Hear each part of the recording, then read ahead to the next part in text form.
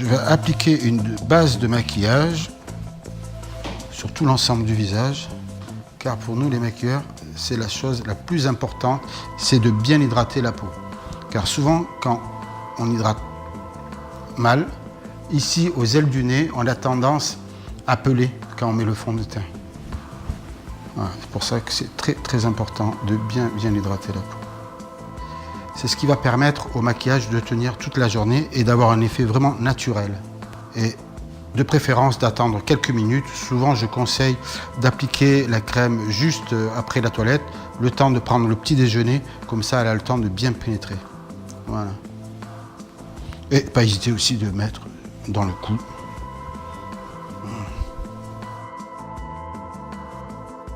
Toujours essayer de faire des mouvements vers le haut, toujours.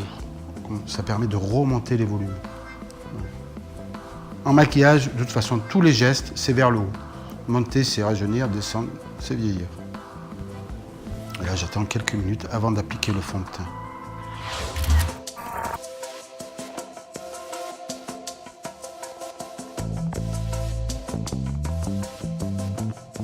Après la base de pré-maquillage, on peut appliquer un sublimateur de teint, voilà, qui a un effet tenseur. Voilà, voilà, ça va repulper la peau. Alors là, on n'est pas comme la base de pré-maquillage. Là, on en met vraiment une petite noisette qu'on étale très bien de partout sur la peau. Voilà. Voilà, on n'en met pas sous les yeux, au niveau des cernes, car on va appliquer un défatigant pour les yeux.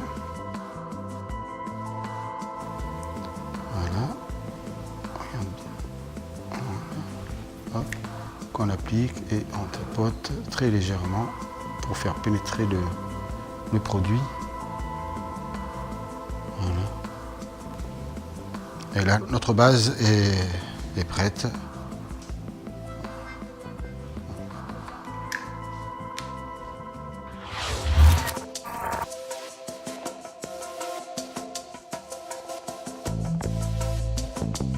Là, on va appliquer la bébé crème.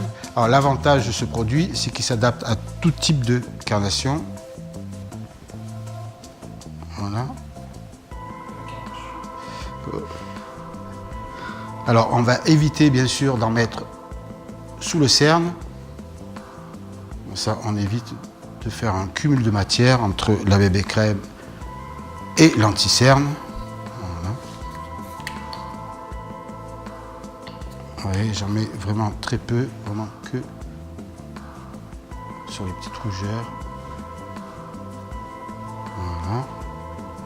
Et bien sûr sur la paupière, ce qui va nous permettre de fixer plus tard le fard à paupières. Voilà.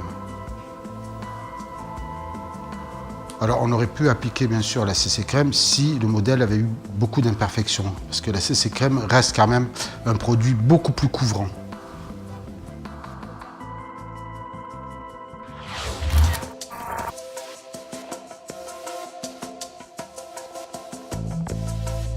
Il y a deux couleurs dans les anti-cernes. Il y a rose et jaune. Le rose, il est pour les cernes marron et la couleur jaune est pour les cernes violettes.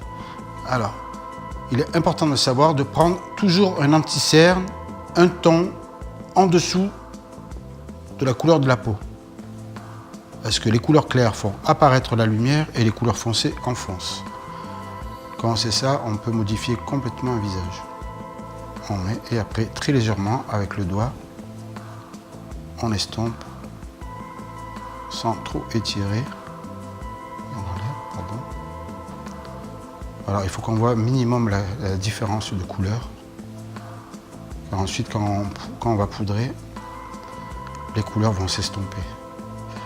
Et de préférence, toujours prendre un anti-cerne fluide, jamais un compact. Compact beaucoup trop épais, ce qui peut accentuer les petites ridules si vous prenez un anti-cerne épais. Fermez les yeux. Vous voyez, dans le creux, ici, ce qui va apporter de la lumière. Voilà. Voilà. Alors on peut en mettre aussi autour des lèvres, pour une personne qui a de toutes petites lèvres supérieures. ça va apporter de la lumière. Et ici, dans le creux,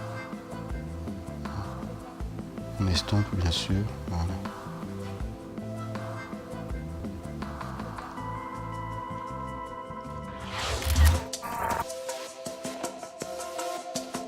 Alors maintenant, on va restructurer le visage. Je vais appliquer un fond de teint plus foncé sous l'os, ici, voilà. Et on remonte, voilà, toujours remonter, toujours faire des gestes en montant au niveau des sourcils, juste sur l'arcade.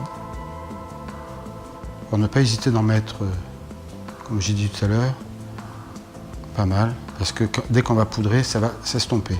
Les couleurs vont s'estomper. De même que quand on applique un blush de couleur, il faut en mettre un peu. Parce que dans les couleurs foncées creusent et les couleurs claires font apparaître. Voilà, si j'avais voulu affiner le nez, on pourrait mettre du foncé ici et j'aurais affiné le nez. Bon là, je pense que c'est pas nécessaire. Bon, comme on peut voir, moi je fais tout au doigt. Je préfère parce qu'on chauffe la matière, ce qui fait un résultat beaucoup plus naturel qu'au pinceau.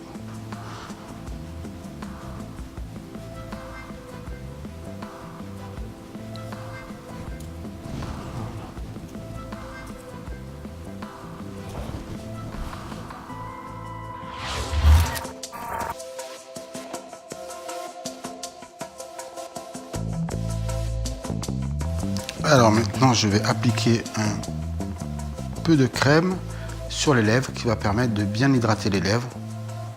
Voilà. Ouais. C'est magique. Voilà.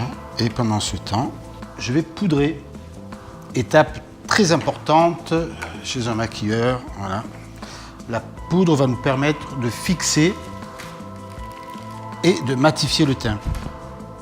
Alors de préférence, on va prendre une poudre libre, neutre.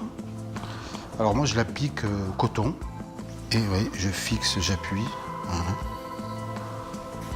Alors, il faut que bien sûr la poudre, plus elle est fine, mieux c'est.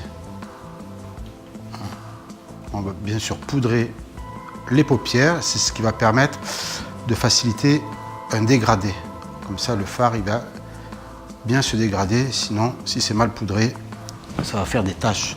Le fard à paupières, il va s'accrocher au fond de teint. Et là, après, c'est impossible de réaliser un dégradé.